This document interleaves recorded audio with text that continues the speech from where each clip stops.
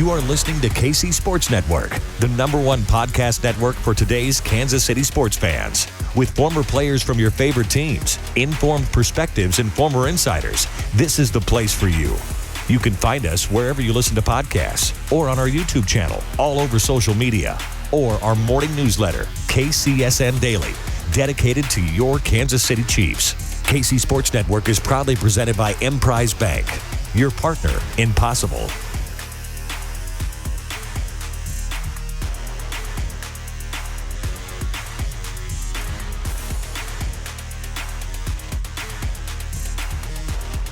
What's up, everybody, and welcome to 21 Questions. It's the KC Sports Network question and answer podcast where we pull a bunch of questions from our KCSN Discord, which is only for our subscribers. And if you are listening to this right now, it is $30 a year to subscribe to get the best film analysis of the Chiefs that you can get out there. You've got all kinds of daily articles that will be in your mailbox, access to the Discord so you can answer or ask questions of us here, and the opportunity to win 2 Chiefs tickets to every single home game this season. It is a bargain at $30 a year. So if you are listening, go to kcsn.substack.com, sign up right this very moment so that you can ask us some questions here. And answering questions with me this week is my good pal, our fearless leader, BJ Kissel. BJ, my friend, how are we doing today? Doing fantastic. It is great. It's been a while since I've jumped on this, so it's nice to get back on, and I appreciate that great intro. You hit everything. The one thing I will say, you also support with a subscription to KCSN Daily. You would be supporting our My First Game campaign, which is our partnership with the Boys and Girls Club of Greater Kansas City, where we are going to send 4 tickets to Boys and Girls Club members to send them to Arrowhead Stadium for kids who have never been to Arrowhead before, who might not otherwise have that opportunity. If you're listening to this show, you are most likely a diehard fan here in the middle of June, and you've probably been to Arrowhead. You know how special that is, and it's pretty special for us to be able to, a little over a year into this company, to be able to kind of pay that forward and give more people that opportunity, especially kids. And I think all of us who have been to Arrowhead, especially when you were younger, understand how special that is. So supporting KCSN Daily and being a part of our Substack and our daily newsletters, you guys do such a fantastic job with the content. You can't find better Chiefs written analysis content anywhere.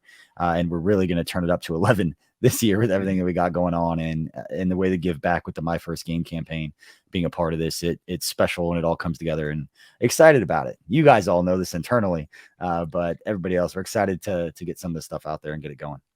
Absolutely. And if you are listening and you are not a subscriber, the thing that is posted today that I have done for today is going to reveal the thing that the Chiefs are going to be exceptionally better at without Tyreek Hill on the field. That's the teaser for it. So sign up. You'll find out what it is. I'm going to break it down, film review, everything like that. So that'll be there. Let's get to the questions here. OKR starts off here and saying, Matt and Craig seem to have more faith in Trent McDuffie than they do in Spags' ability to use him. Gentlemen, am I getting an incorrect vibe? Kind of. It's more of an NFL tendency. I think that Steve Spagnuolo is going to be able to use him well. I know we spent a lot of time talking about the various coverage schemes and things like that they're not probably going to be comfortable running with Trent McDuffie out there. But I do think that Steve Spagnuolo is going to be able to use a very sharp player like Trent McDuffie that can play in multiple schemes. So I think that that's going to be fine. I think that the only trepidation, because we both love him so much, but the only trepidation is just how short he is. And so you're going to have guys like Mike Williams. You are going to have guys that are much bigger than him that are just naturally going to give him fits. And there's not a whole hell of a lot he can do about it, unfortunately. And there will be matchups that see him in that. Now, Steve Spagnuolo is going to try and reduce that as much as possible, but there will still be instances where he'll be on those guys. I think our trepidation there just mostly stems from those rare situations when that will happen. What is the outcome going to be? All right. Fennec asks, do you have any concerns regarding the amount of injuries the Chiefs have already suffered? It seems like more than years past, BJ. This is where you have to rely on your beat writers. You have to rely on the people out there watching practice and see how, serious these injuries are, because in general, I'd say no. As hot as it is around Kansas City and these guys get a little bit of a soft tissue, they're not going to play through anything right now. So unless the beat writers are telling you they're being carted off and it looks really, really bad, something like that, I don't think these soft tissue things are going to be a huge deal. Now, if it turns out that that's different, this is the time of the year where if it is going to be a worse injury, we might not hear about it because the team, the agent, nobody wants to leak that information out while they're trying to then negotiate with a veteran who's not on the team right now, most likely, to try and fill that spot. If it's a guy that might end up playing, you start reporting and it gets out there that so-and-so got hurt, then Brett Veach or his staff calls an agent about a player. That agent knows, like, hey, your guy got hurt. I've got a little bit more leverage here. So I guess I'm giving both sides of the argument there. But at this point, I would say no. Young guys, especially, I mean, it's freaking 115 degrees, it seems like, in Kansas City right now. I don't blame those guys.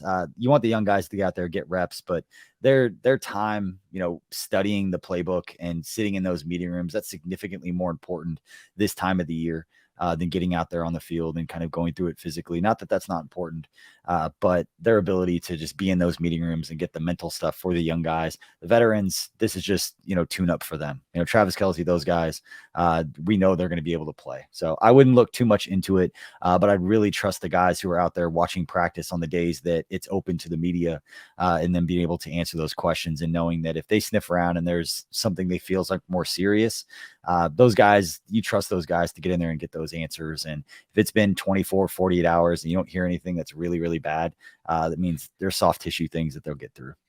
Yeah. And it's worth noting, Andy Reid does not have to file an injury report right now. Mm-hmm. And so Andy Reid is not going to give you any information there. He's very close to the vest about all that stuff for good reason, like BJ said there. Just ERK, if you could choose one player between Juan Thornhill or McCole Hardman to play at a Pro Bowl / All-Pro level, who would it be and why? This is a phenomenal question because I can make the argument for either guy here.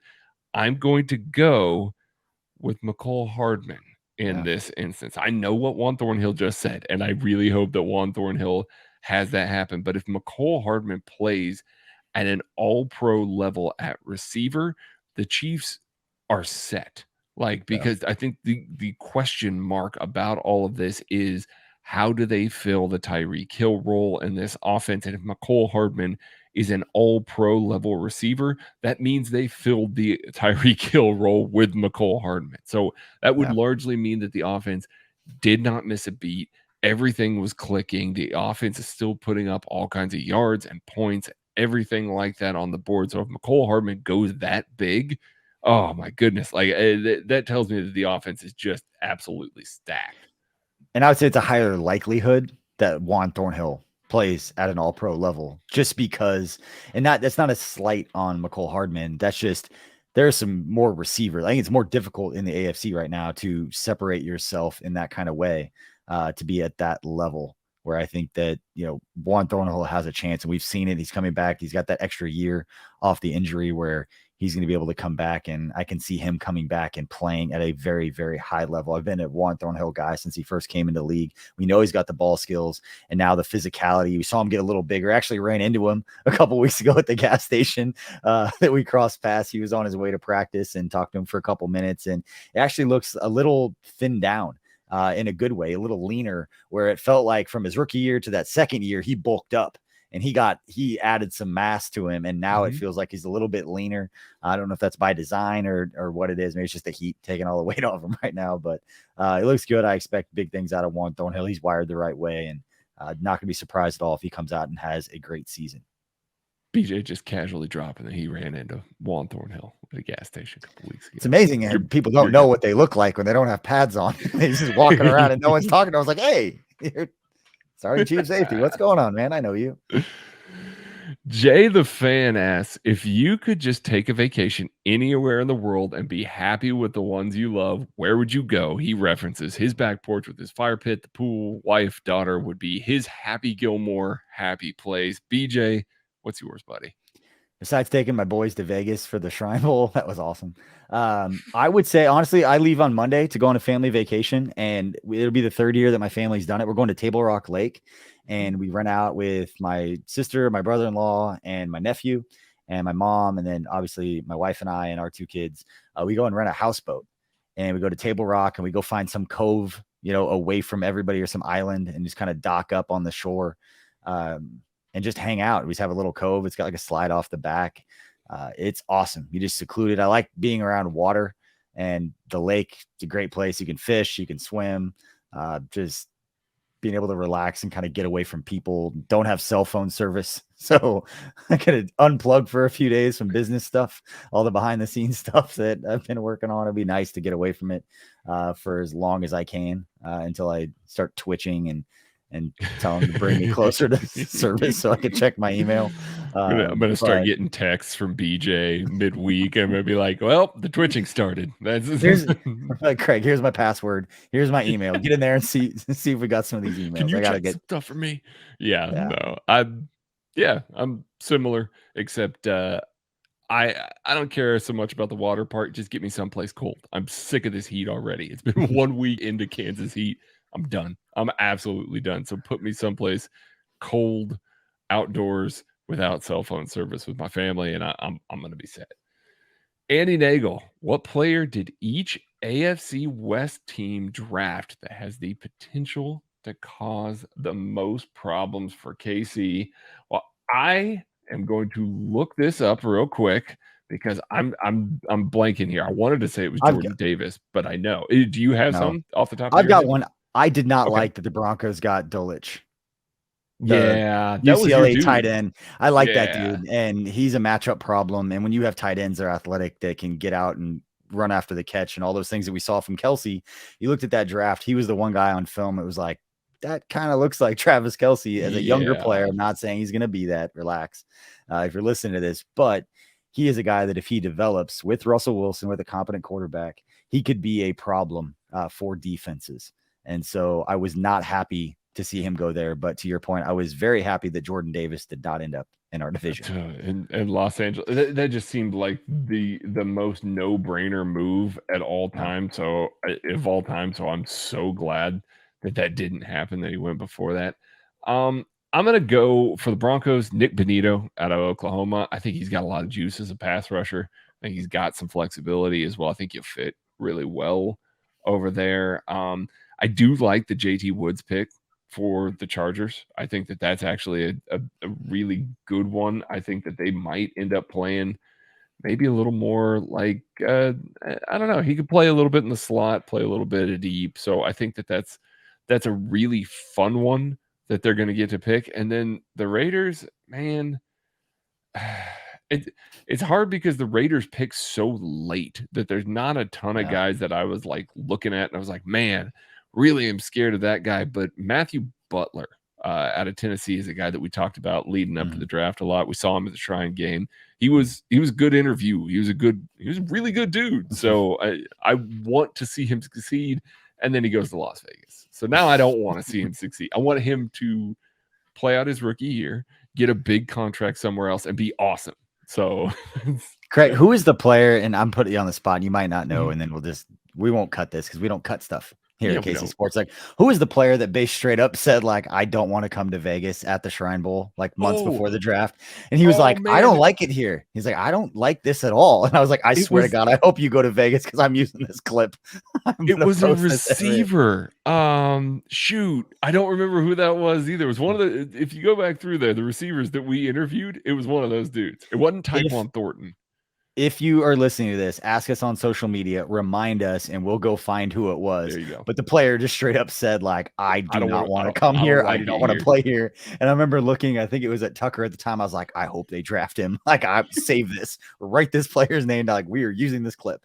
If they draft him, like immediately on draft night, like, oh, he's really going to be a fan favorite there. It was a little too busy for him, if I remember right. Like, he was just like, man, I just want to sleep. Like, this he did like the much. buildings. He's like, there's too many buildings, there's too many lights. It was overstimulated. Similar to things Tucker was saying the entire time. It's like there's too stimulated. Too many things going on. Oh yeah. All right, Jacob M. It's game day, afternoon kickoff. What is your food and drink order at the Kingdom Bar and Grill, BJ? Ooh, good one. I've been a big fan of the fried pickles just as an appetizer. I just like fried pickles, and theirs are pretty good. Their chicken tenders are actually really good too. Like I'm 3 years old, or 8 years old, growing and up to my Kent. food order. Yeah. And then drink order. I'm actually growing up now, and you guys will appreciate this because you know what my drink order has been for like since I was Forever. 21, we'll say, because my mom listens Yeah. to this podcast. The Bourbon Smash with the new Ben Holiday bottled and bonded bourbon. That we're gonna try to get that special Matt J from Holiday Distillery. He makes that honey cinnamon mixture. That's a proprietary mix up at Holiday. If you go up there, order the drink from Matt and get a Bourbon Smash. But it's like a honey cinnamon mixture with the Ben Holiday bourbon, a little bit of lemon and some garnish. But that drink has become like a go-to drink. Megan and I went up there last weekend, had a few more of those, had a holiday toast, which is very similar. You throw some Five Farms in it. It's fantastic. I've become a bourbon fan because of that bourbon. Yeah, I know. Listen, and it's so different from when we were up there together. You guys all got that old fashioned, and I was like trying to drink it, and I was like, it's okay. Give me a Captain and Coke, and I'll be fine. Like I've been since I was 21 years old. But yeah. Give me that Bourbon Smash. It's, it's funny. I just realized the entire time that we were there at the draft, I didn't eat at the Kingdom Bar and Grill. I didn't eat dinner either one of those nights. Like you were busy. We were busy. We flew right through it. And I ate a lot. It dawned on me, as I saw this question right here, I was like, oh, damn, I didn't actually eat that night either. They had that fried. You didn't get the fried chicken sandwich? That was Kent. Kent and Maddie got that. Yeah, Kent and Maddie got that. Maddie can't go like a half hour without eating. So like of course he ate there, and then fried chicken. Kent's gonna eat there. So there's a lot of food there that's actually for a sports bar. Like there's a lot of food that's actually great. Really good. Yeah, the even the brisket sandwich is pretty good. I've eaten there a lot. I live about 400 yards from it, so it's the closest place to go. But yeah, the food's pretty good, and I'm excited to get there in the fall, have it be our home base, and be able to invite everybody who's listening. You ever come in town? If you're from out of town, come and hang out. If you're around for a game, you're not going to the game. If it's a road game, come to Kansas City, come hang out with us at the Kingdom Bar and Grill. It's going to be a lot of fun. Yep. Bones Jackson asks, one game at Arrowhead to fly from Europe to go to after mid-October. Which one should it be? Of course you put after mid-October because that Buffalo Bills game is smack dab in mid-October. That's going to be a fun weekend just in general. So that Buffalo Bills game, I didn't say anything, but that Buffalo Bills game is going to be a fun weekend. So that's a good one. But if you had to pick another one, I think, man, this is a tough one as well. But the 27th of November is the Rams at Arrowhead. That I mean, if you got to pick one to come to the back half of that, the home slate is the Titans, the Chargers, the Rams, and then you've got the Seahawks and the Broncos. The Rams are clearly the best team on there. So if you are going to pick one of those, it's a mid-afternoon game. It's going to be prime tailgating. You got to come to that one if you're coming to one, because that's just going to be the best game. So, all right, B. Ritter, what is the best uniform combination that the Chiefs have, BJ? Oh, white on white. White on white, you think? I like the white on white. I do. I think the red on red, we did so much when I was there. They built it up so much, and it looks cool. Like the color rush, I get all of that, but there's just something about the white on white with the white socks. Like it's just that classic. I know that, it was, I never talked to him, so what I was told, but that Lamar Hunt, like that was his favorite uniform combo. And there's just something every time they came out into it, it looked good. I like the classic uniforms. I don't like all the new stuff. And if anybody who wants a black Chiefs uniform, just unfollow me on social media right now. But I'm a fan of the white on white. White on white's my second favorite. My first favorite, red top, white bottom. I love it. I think it's very clean look. Nobody else is wearing it. I think it's a very clean look, but I'm fine with white on white. All right. Wes asks if Juju has over 1,000 yards, you think the Chiefs extend him? Yes, I do. I think that the Chiefs probably would be interested in a longer-term deal for Juju this offseason, but he's coming off of an injury. And, they're replacing a lot of dudes here. And Tyreek Hill was still on the team when they signed Juju. So they were still kind of sorting some stuff out. Obviously, the longer-term deal came for Marquez Valdez-Scantling. I think that Juju has a chance. He's flying a little bit under the radar in this entire lead up. Now, the Chiefs are still putting him on the podium plenty. Don't get me wrong. Like, he's still out there as a very public figure for this team, but everybody seems very hyped about other members of this offense. I think Juju's flying a little bit under the radar. I think he's going to be a Chiefs favorite. I think once he gets out there and he's executing, I think he's already an Andy Reid favorite, but I mean, I think it's going to be like an Andy Reid super favorite, and Mahomes will trust him. So. If that guy gets 1,000 yards, knowing that, not that he can't get chunk plays, but he's not going to score a bunch of 80-yard touchdowns. That means he's making high leverage third down catches across the middle. And if he's doing that and getting 1,000 yards, Patrick Mahomes is going to make sure that he stays around, especially knowing that there aren't a lot of receivers under contract beyond next year besides Sky Moore and a couple of some of the other younger guys. But yeah, absolutely. Mike Denny, if you could pick one away game this year to go to, which would it be? Cincy. We talked about that. We talked about that before. Yeah, we did. I just think that's the team. I mean, they beat us. That's the one team that, if everybody's talking about Buffalo and Chiefs fans get upset when the analysts say that Buffalo is going to win, Cincy's the one team that if analysts predict to win, you really can't say anything. They beat us. Like, they beat it. They got one on us, and we get to go to their place.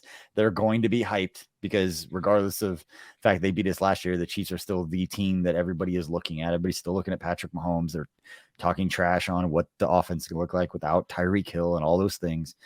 Since he's going to be lit for a young team with a young, good quarterback, they've got a lot of confidence. That's going to be a go improve it for the Chiefs, even though this is a team that's accomplished a lot. That's going to be a go improve it game in a, I don't want to say hostile environment. I don't know what the environment's like there when the team is good, but I'm sure it's going to be very excited. If you're a Cincinnati Bengals fan, that's a game that you have scheduled. That's a game you have circled. So your answer is go to Cincinnati in early December. Like, I mean, I'm not going to have a good, go out and have a good time. Like, I was in Vegas, LA. Like, there are a lot of good places. Even the Denver game. Week 18. Yes. Yeah.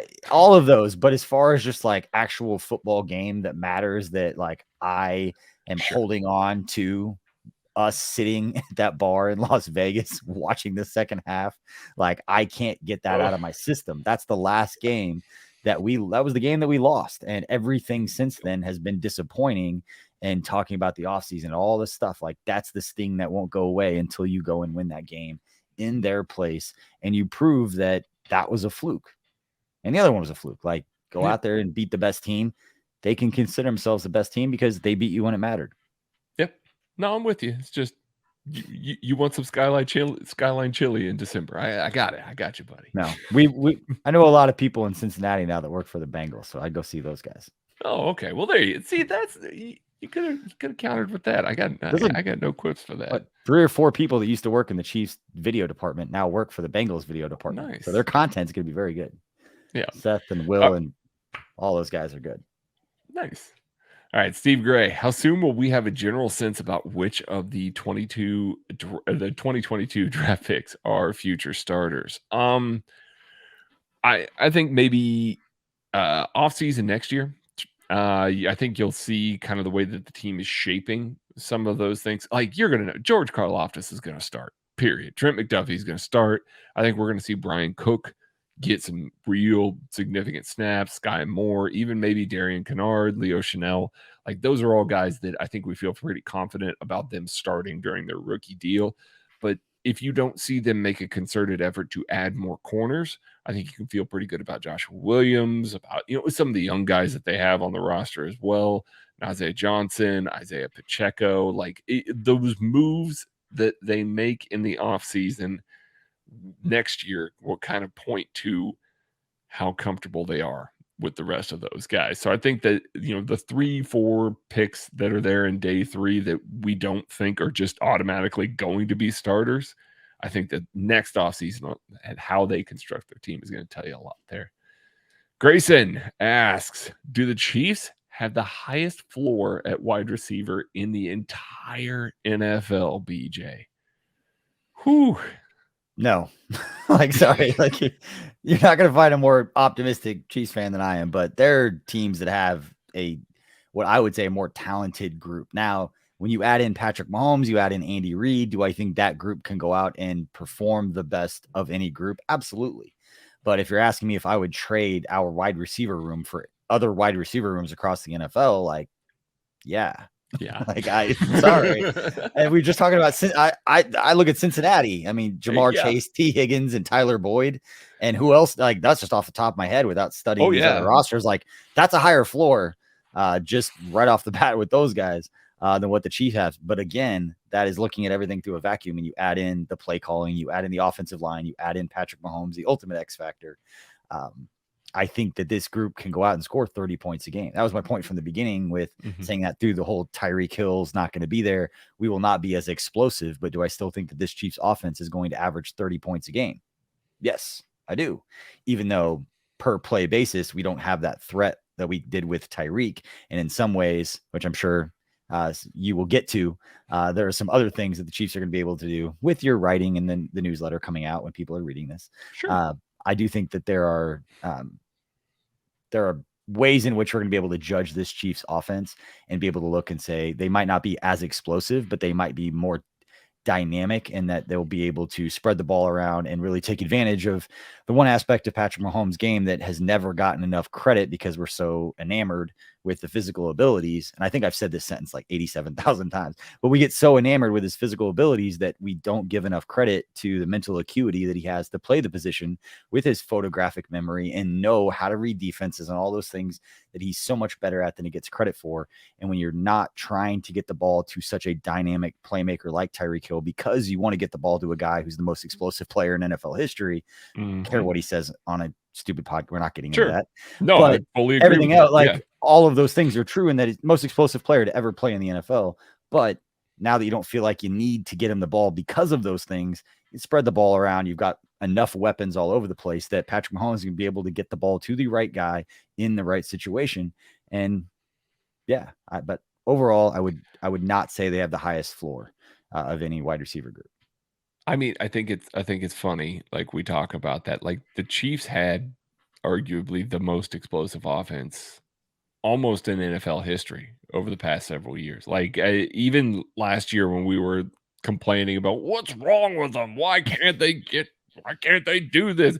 There's still a better offense than 22 other teams in the NFL when they were on their off day, and when they were clicking, they were scoring in 13 seconds and winning the game, and when they had no business winning a game. So I mean, like it's going to look different. It's going to be different, but yeah, it's just.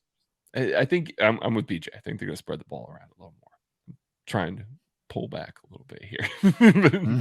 KC from KC asks, favorite single malt scotches. KC from KC, I love Lagavulin 16. It is my all-time favorite scotch. I love it so much. I have a bottle sitting right over there. I want to go over there and grab it and drink it right now, but I also don't want to be a mess by the end of this podcast, so I will not. LeBrundage, what is your favorite non-barbecue restaurant, BJ? That's a loaded question. There are so many good restaurants. I'm gonna give an answer that only people that grew up in the area will probably know these two restaurants. And I'm going to go with two restaurants that I will always go to because they were always good. And the two restaurants I probably ate at the most in my entire life. First one, Jersey Boys sandwich shop out in Overland Park, right off 151st Street. I've eaten there since I was a kid. If I'm going to go get a sandwich, I'm not going to Good Sense. I'm not going to Subway. I'm going to Jersey Boys to get a sandwich. And then if I'm getting Mexican, I'm going to Jalapenos. So there's one right there off 151st and 69 Highway. There's one over there in Brookside. That's just probably not the greatest food in the world, but it's my comfort food. I will go to either one of those places and it will always be good. I will tell you this. In Wichita, my favorite Mexican place, Birria Tito. They make the best quesabirria ever. Like it is delicious. I love it so much. And then if I got to grab pizza, shout out to my guy over there, Graham at Ziggy's Pizza, College Hill location in Wichita. Go there. They have awesome pizza. I like it personally better than any of the Kansas City pizza out there. I've tried a lot of Kansas City pizza. I know people really high on Kansas City pizza. I'm a bigger fan of Ziggy's down here in Wichita. Shots fired. That's gonna get people going. I hope we didn't torch a sponsor right there, BJ. You're not talking to a pizzeria, right? No. Okay, good. All right. I'll shout out El Lazzarone. We hung out with the guys at Matt Miller's wedding. Those are good dudes. It's good pizza. There's a lot of good food out there. But for my money, like for places that are around me, I'll small place. I think it's a chain, but I only have seen it around here. A place called Tortilla Ranch. It's actually really, really good too. It's a little spot over by Lamar Donuts off College in Antioch out here in Overland Park. It's very, very underrated. Much better than Chipotle. So, nice. Zach Eisen asks, who is your NBA comparison, and give one for Maddie and Kent too. My NBA comparison is Al Horford after he's run around for 45 minutes already. Like, nice. He's an older dude. Like, the body is clearly not able to do some of the things that he wants to do anymore, and he's been running, and he's just exhausted. Except that's me at the start of the game. So, I'm not a big NBA guy, but like, I was always on really successful teams, but I was never like the star player. I always had like a very small role, and I contributed in a very small way in like an important time, but it was never a big player. So is that like Robert Ory? He's like always but he's pretty good. Like he was. I need some bench player that was on all the championship teams. You were Bill Paxton. There we go. You were Judd Bushler. Yeah, back in the day. There we go. The Bulls. All right. Joel Penfield asks, if you can move one offensive player to the defense and one defensive player to the offense, who are you moving? That's a hell of a question, Joel. BJ, who is it? If I had to move one offensive player to the defense, man, that is tough, because I'm going to forget somebody and be like, oh, that would have been a good one. On the other foot, I would say Chris Jones, to move him to like fullback and like a red zone type thing. Like that would be good. Or actually Colin Saunders also, because if you've seen the highlights of Colin Saunders in college, like that dude, he's got feet. He's got good feet. He's got good hands. I have watched that dude. I know he tweets a lot about basketball, but if you've been in that locker room, or any beat writer listening, like you've been in that locker room, you know, he's got handles. Carlos Binks, like the guy can play basketball. He can handle the ball. You get that guy a touch. He can run a little angle route out of the backfield. He's going to catch the ball. So I would say Colin Saunders or Chris Jones on that side. And it's tough, offensive player to defense, because my original thought was like an Orlando Brown and put him at like defensive tackle next to Chris, just a big body that can't move, that you can't move. But man, that's tough on the offensive side. It is. And see, like, I mean, the cheating answer is McCole Hardman, because he's played some corner. Like, he played corner before. So that's the cheating answer there. Man, that is really tough. Let's go with Noah Gray can play Sam linebacker. Put him on the other end of there. I mean, like, it's similar principle. You're stacking the edge. You're trying to funnel things around. You're not allowing, guys to climb on you. Like, have him play. Like I would say Sherman. Like Sherman's who I was thinking. It's like, you just put him out there at linebacker. He's not there anymore. Yeah, actually run into him. I run into him all the time too out here in Overland Park. Is he just running into it? BJ, people everywhere. Friend of every Chiefs player ever. I'm not hanging out with these guys. I just cross paths with these guys. Sure. I know who they are. Sure you are. Raspberry Pi 15. Are we underestimating the impact Joe Cullen could have on the pass rush this year? I think we are a little bit. I know we spend a lot of time talking about defensive end and how they're going to get after the passer and all that. We're looking at this and we're going, okay, yeah, they got George Karlaftis, but by and large, it's the same group of dudes as last year, minus Melvin Ingram, and it wasn't a particularly great four-man pass rush at times last year. So you look at that and you go, well, I'm not sure. Joe Cullen is a hell of a defensive line coach. Like, all of the Jags fans that I know that I talked to when they signed Joe Cullen, when the Chiefs signed Joe Cullen. I asked about him. I was like, hey, and I was pretty impressed by the limited stuff that I saw from him. And they all to a T is just like, yeah, it was the only good part of last year. Like, he got those guys to execute. He developed players really well. Like, it was stupid that we even let him go. Like, there's no reason why that man should, be on the open market. So I think the Chiefs saw an opportunity there, saw an opportunity to move Brendan Daly and have him get a little more diversity in his, portfolio there. Andy Reid talked about it. I think that Joe Cullen is going to help some of those guys. The issue with some of that is some of those guys are older. Some of those guys have been here for a little while. Some of those guys are on the last year of their contract. Some of those guys are looking at, not making the last year of their contract. So while I do think that there will be some development and he will have an impact, I just don't know how much of it's going to be fully bought in, fully diverted, dedicated to all of that. I can definitely see some growth there, but it may be year 2 before we start to really, really see it. Just ERK, if the Chiefs change their team name, what name would they go with? Ooh. They're not changing their name. I know. So, we've been over this before. Yeah. The Kings. Just call them the Kansas City, whatever Mahomes wants, but call them the Kansas City Kings, and they'd be KCK, and everybody think it'd be for Kansas, and it would just continue to confuse people till the end of time. That playing in Missouri. They said they may move to Kansas. Don't forget, they put that out there. Had nothing to do with public money for new funding stadium. Nothing to do with that. Yeah. No, I believe it.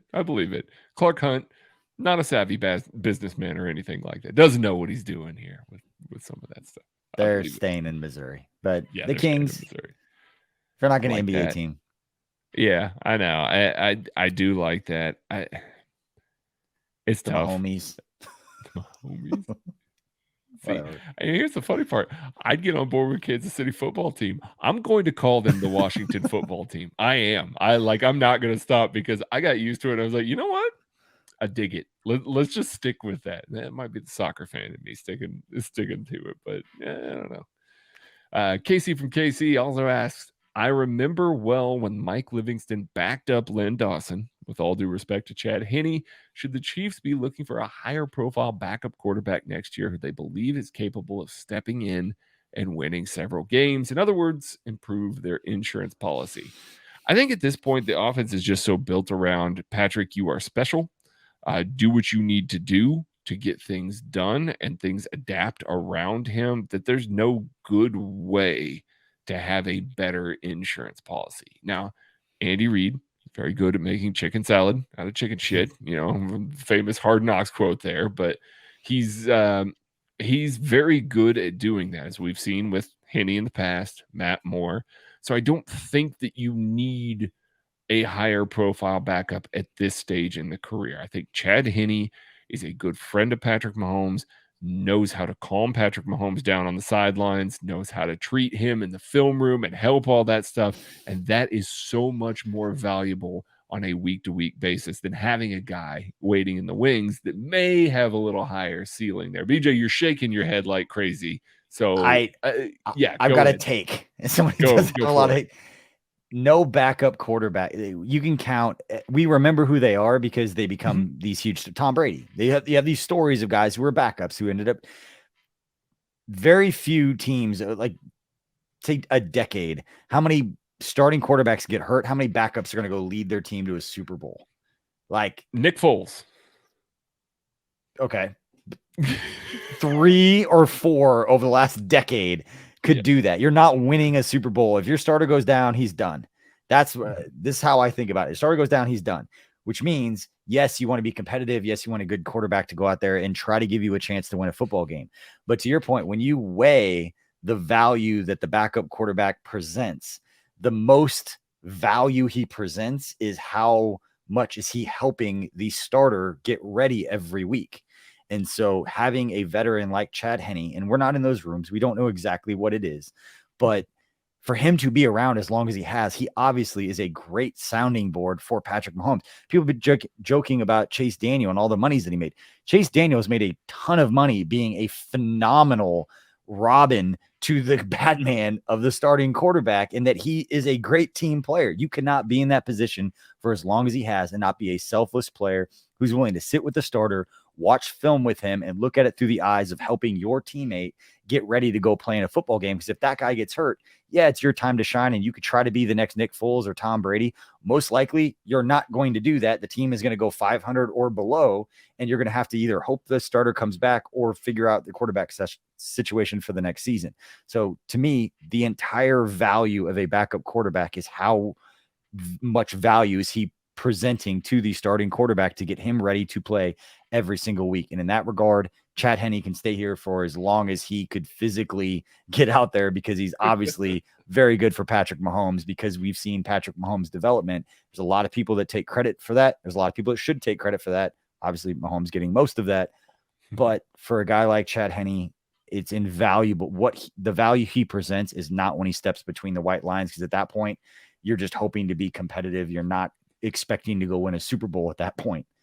Yeah, it's the more famous quote here. So earmuffs, if there are any children listening, or hit the fast forward there. But asked about, well, what happens if the quarterback goes down?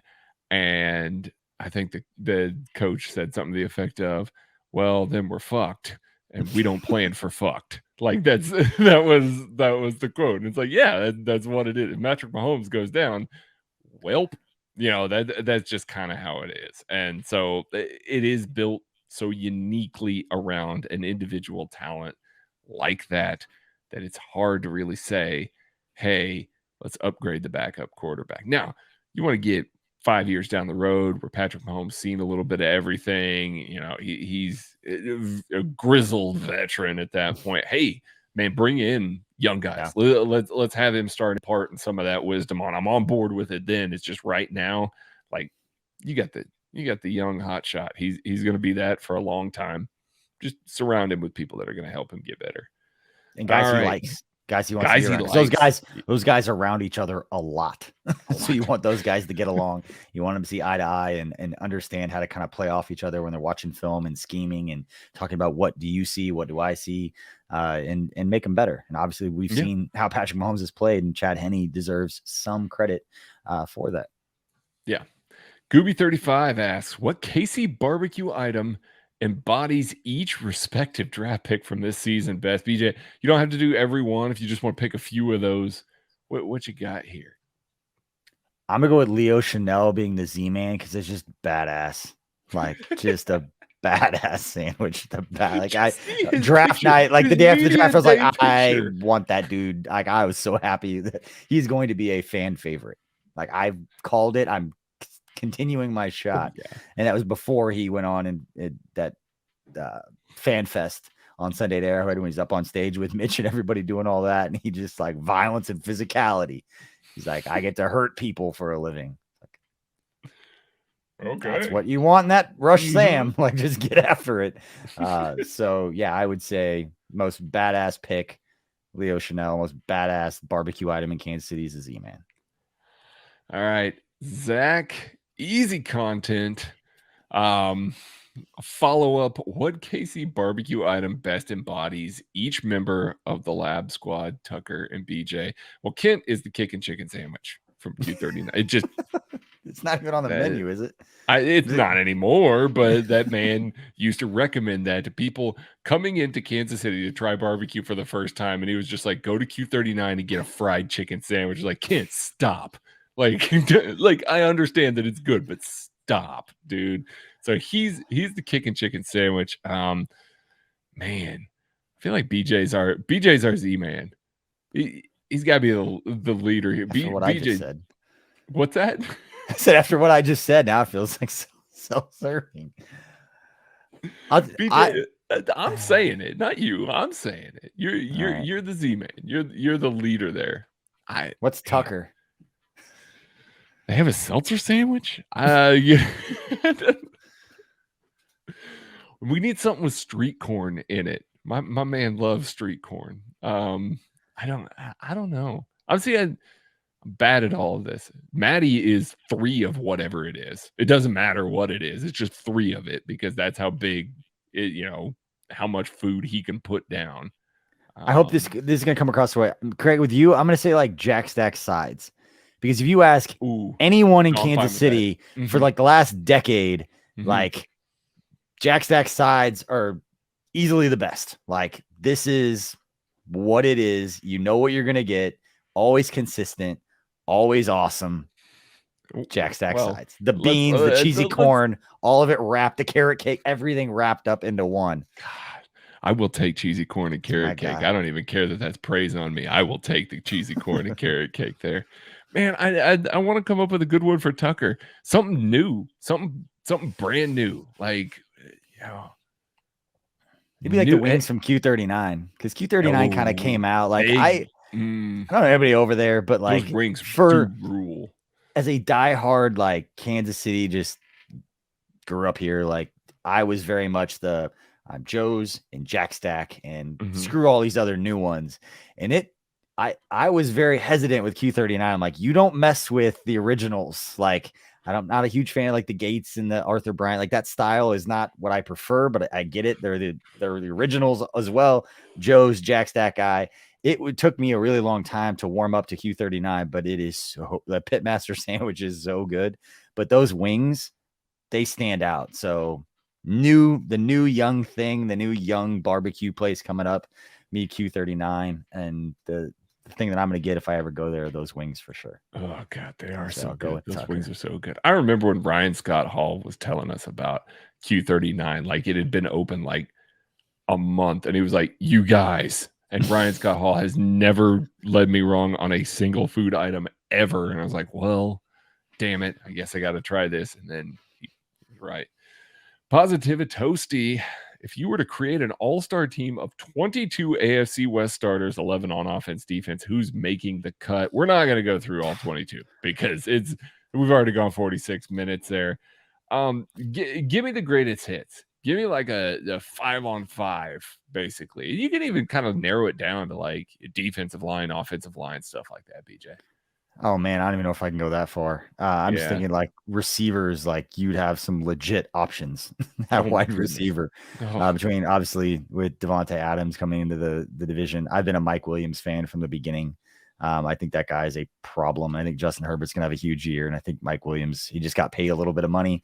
So he takes the pressure off. That guy is going to make some absolute plays. So receiver is going to be a tough one. Rashawn Slater at left tackle. Shout out to our guy Duke down there. Like he is an absolute stud. And Duke was telling all of us that, and he was saying it from like months before the draft. He's like, this dude is going to be an all-pro. Like people are not giving this guy enough respect right now.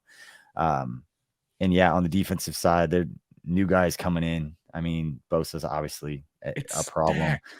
It's absolutely loaded in this division. So that's going to be impossible. And I couldn't come up with everybody off the top of my head, but Patrick Mahomes is going to be the quarterback. And that's of course without a doubt. And Travis Kelce will be your tight end. Like those two, 1000%. Like those are locked in. So yeah, it's funny. It's a great question. We can do an entire podcast. That'll be the next 21 question is just 22 players. Ooh, there we go. See, bonus podcast. Actually, I should put that in the back pocket for Positiva Toasty. We're about to go through the dark ages right now.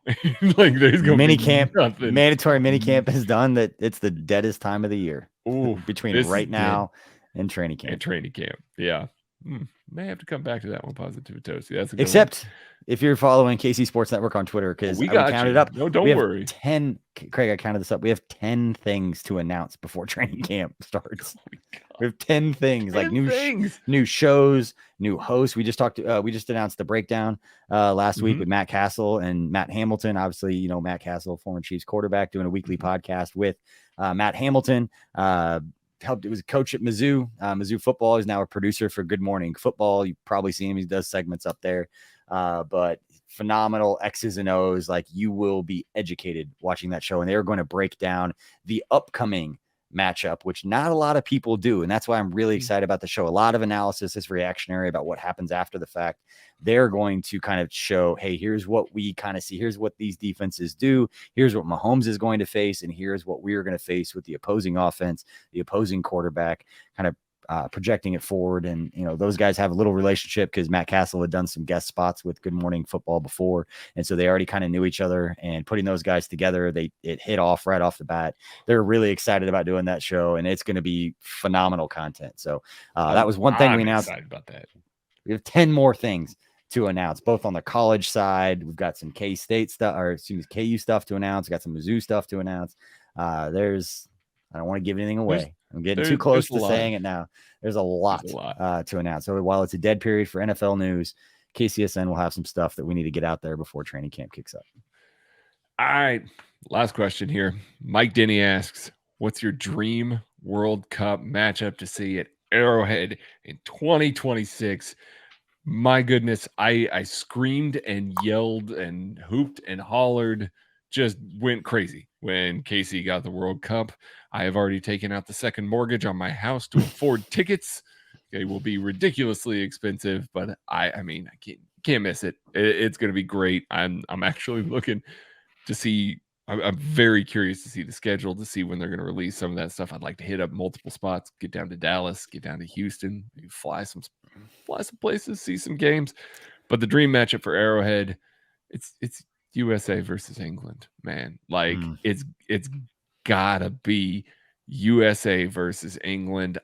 They're about to face off in this upcoming World Cup here. They are going to play each other on Black Friday. So I want it to happen again. Every time they meet in the World Cup, it is electric. It is an absolutely electric atmosphere. There's a natural rivalry there, both on the men's and the women's side. So give me that one again and put me in that stadium. Tom Childs can come and join me, for our buddy who also writes about the Chiefs, and we can have some banner. But it's gonna be so great. The World Cup's here. I can't wait. Just absolutely can't wait. I'm so happy. I'm not going to pretend to be this huge soccer guy. You and I went to soccer game before, and I've told that story before of embarrassing you in the Cauldron. But, we're a proud, season ticket members of KC Current at KC Sports Network now. We have some friends over there, and I'm really happy for Chris and Angie Long and for what the KC Current are doing, the investment that they're making in soccer in the Kansas City area. And with the new stadium coming up, it's going to be done by the time the World Cup gets here. It's going to put soccer in a huge way on the world's map for everybody. So for people like Ali Trost that have really leaned into soccer and does a fantastic job, I'm really happy for Ali and everyone else that's been pushing for soccer before it became the thing that everyone's going to be talking about. I'm going to be a part of that, getting all excited about the World Cup coming here. But for people who were into this before it became official or before it was really a thing, who really pushed and built soccer up in this community to make it attractive enough for the World Cup to want to bring here. And you have to give Clark Hunt and it took Kathy Nelson, the sports commission, everybody had to get a part of this. But for the people that have really been pushing for soccer and trying to grow the sport here locally and get it to a point where it was attractive enough again to bring that here, it's awesome for them. I'm happy for them, just kind of cheering from the sideline, and hopefully we got 4 years to build up the soccer stuff here at KC Sports Network, and it's coming. I got some stuff, but it's gonna be good. I think it's awesome when you look at the cities that got awarded that. Like, you're looking at the map and you're like, well, yeah, of course that city and that city made it. They're not going to do this without that city, that city, that city. And then there's Kansas City. Like, that's a testament to the soccer culture and everything that they have built in Kansas City. There is a U.S. national team training facility in Kansas City. There are going to be 2 soccer-specific stadiums in Kansas City. Washington, D.C. did not get any games. Nashville didn't get any games. Denver didn't get any games. These are big, big cities that are destination locations, things like that. Kansas City is now up there, right up there with the rest of these other cities. They are going to be on the world stage, and we all know how Kansas City is going to handle that. It's going to go well. It is. They're Yeah. going to treat that well. They're going to present really, really, really well. It's going to be awesome. I can't wait. That's going to do it for 21 questions for this week. I thank BJ for joining me. Stay tuned next week on Monday. We are going to have a special guest join the KC Laboratory. Again, Your buddy Derek Johnson? No, my buddy Derek coming on? Johnson. He's not my buddy. He's Derek, DJ. I'll share the stories. I will share the stories. Go share it. Go right ahead. I just remember top 3 moments at KC Sports Network where Kent and I did the Zoom with you to tell you that you're going to do a weekly video with Derek Johnson. And now you guys text, you talk. Like, it's awesome. He's a great dude. Like, I know him a little bit. He's the best. Say that we know each other really well, but just a genuinely like down to earth, like good dude who loves talking football. And for anyone who's ever wondering like, oh, these guys are fans, they don't know. Derek Johnson validated everything you've been writing for the last like 13 years. And you're not going to want me to share it, but he was like, you know your stuff. And you're like, Derek Johnson just said I knew football. And I was like, yeah, like that's real, recognizing real. Like, you know what you're talking about. And the Chiefs all-time leading tackler and the best linebacker in franchise history told you, you know what you're talking about. Tucker, cut that part out. Bud. I can't. I think he cut that out. That other part, I'm like, that wasn't recorded. You turned it off when he said that. He did turn it off. He did. But yeah. Anyway, that's gonna do it. But we got a special guest on Monday. That's not DJ. If you want to hear from DJ, go back a couple days. We got to talk to him about the defense. Special guest on Monday. I have plenty of stuff coming on KCSN Daily. It will be the dead period for the Chiefs, but it won't be the dead period for KCSN. We got your Chiefs coverage. We will help get you through the dark stretch here. So like, share, subscribe to the YouTube channel, to Apple Podcast, whatever it is. Give us 5 stars on Apple, Spotify. Do everything you absolutely can, and we will catch you later.